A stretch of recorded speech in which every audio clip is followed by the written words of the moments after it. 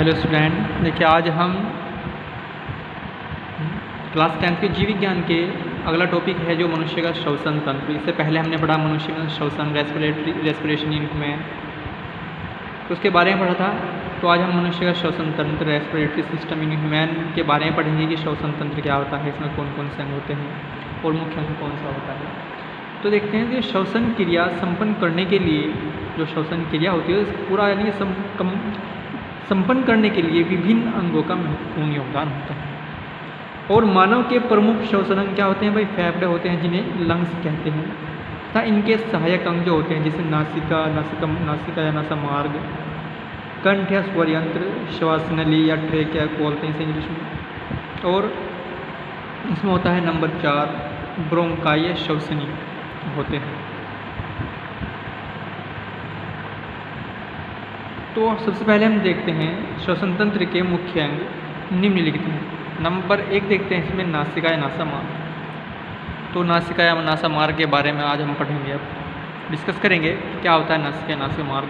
श्वसन के लिए वायु नासिका में प्रवेश करती है। जब हम श्वसन करते हैं, सांस लेते हैं, सबसे पहले नासिका में प्रवेश करती है, यानी कि हमारी नाक में प्रवेश करती है वायु। और वायु आवागमन के लिए जो हमारी नाक होती है इसमें 2 छिद्र होते हैं जिन्हें नासाद्वार कहते हैं। नासाद्वार नासिका मार्ग या नासिका गुहा में खुलता है। जो नासाद्वार जो होता है वे 2 जो छिद्र होते हैं नासाद्वार, वे किस में खुलते हैं? नासिका मार्ग या नासिका गुहा में खुलते हैं पीछे की ओर। इसकी आंतरिक सतह पर जो ये नासा गुहा होता है, जो मार्ग होता है, इसकी आंतरिक सतह पर श्लेष्म ग्रंथियाँ होती हैं जो चिपचिपे म्यूकस का स्राव करती हैं, जो वायु के साथ प्रवेश करने वाले धूल के कणों को रोक देता है। क्या? श्लेष्म। नाक में महीन बाल भी होते हैं जो नाक में प्रवेश करने वाली वायु, जो नाक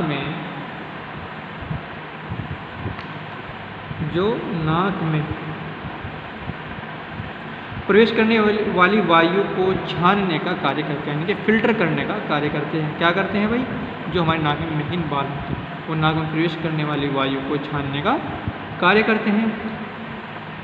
और जो नासामार्ग जो होता है श्वसन तंत्र में प्रवेश करने वाली वायु को शरीर के ताप पर लाने का कार्य करते हैं। जो नासामार्ग होता है श्वसन तंत्र में प्रवेश करने वाली जो वायु होती है बाहर की ठंडी वायु को शरीर के ताप पर लाने का कार्य करता है। जो ठंडी वायु होती है वो हमारे फेफड़ों के लिए कैसी होती है? वो हानिकारक होती है।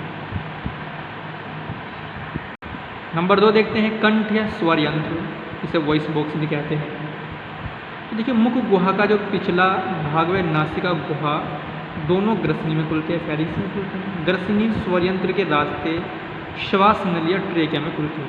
जो ग्रसनी होती है स्वर यंत्र के रास्ते श्वास नली या ट्रेकिया में खुलती है। कंठ उपास्थि का बना हुआ एक ढक्कन होता है। कंठ जो होता है यह उपास्थि का बना हुआ एक क्या होता है? वह ढक्कन होता है। अब नंबर 3 देखते हैं इसमें ये श्वास नली या ट्रेकिया। ये कंठ से लेकर वायु जो होती है श्वास नली में प्रवेश करती है।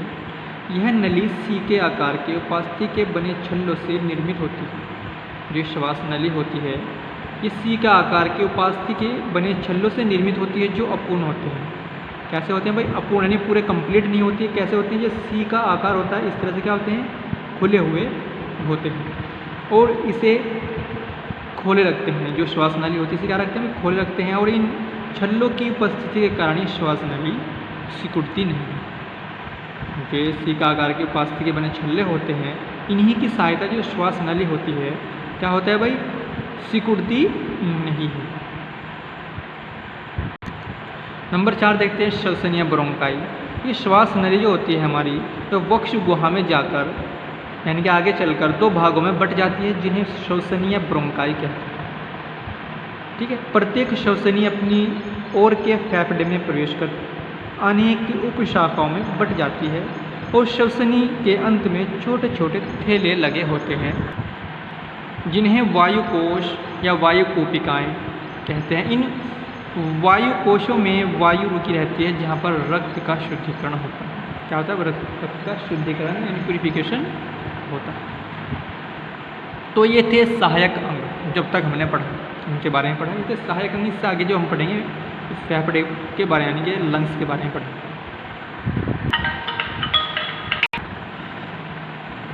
अब देखते हैं फेफड़े लंग्स क्या होते हैं। मनुष्य में दो बड़े गुलाबी रंग के व त्रिकोणीय आकार के फेफड़े पक्ष गुहा में दाईं तथा बाईं ओर स्थित होते हैं। दायां फेफड़ा बाएं फेफड़े की अपेक्षा कैसा होता है? बड़ा होता है। फेफड़े दो पतली झिल्लियों के द्वारा ढके रहते हैं जिन्हें पिल्यूरा कहते हैं। पिल्यूरा नामक जो झिल्ली होती है, ये दो झिल्ली होती है जिनके द्वारा फेफड़े क्या होते हैं भाई? ढके रहते हैं। फेफड़े पसली पंजर में सुरक्षित रहते हैं। किसमें रहते हैं? पसली पंजर में सुरक्षित रहते हैं।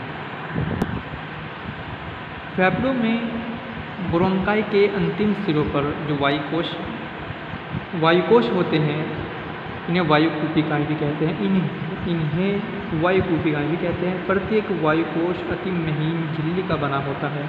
इनकी बाहरी सतह पर रुधिर कोशिकाओं का जाल फैला जाता है। और वायुकोशों की झिल्ली कैसी होती है भाई? पतली होती है और पारगम्य होती है। कैसी होती है? पतली, पारगम्य व नम होती है।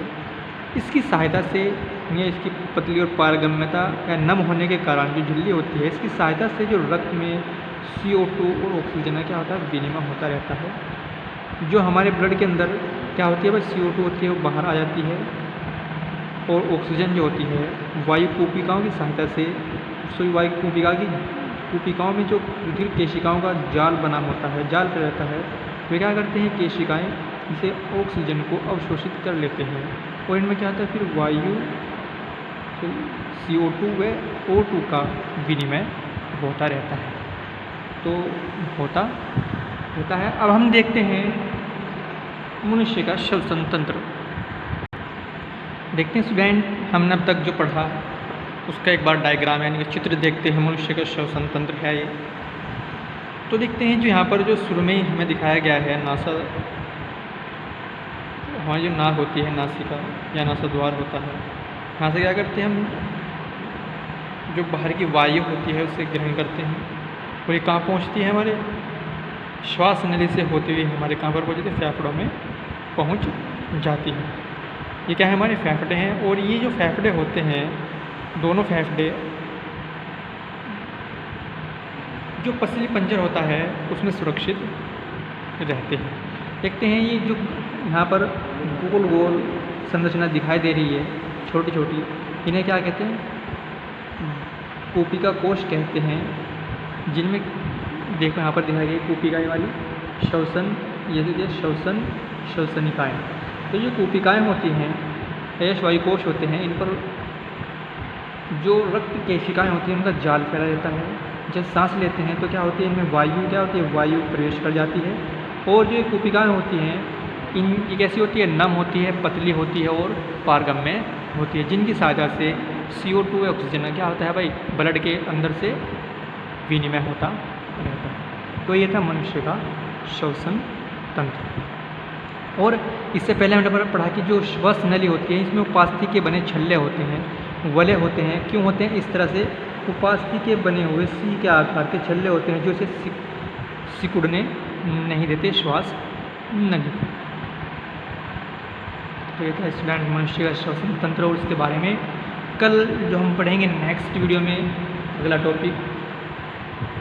तो इसलिए स्टूडेंट अपना जो वर्क है उसे कंप्लीट करें और अच्छी तरीके से उसका रिवीजन करें, अध्ययन करें।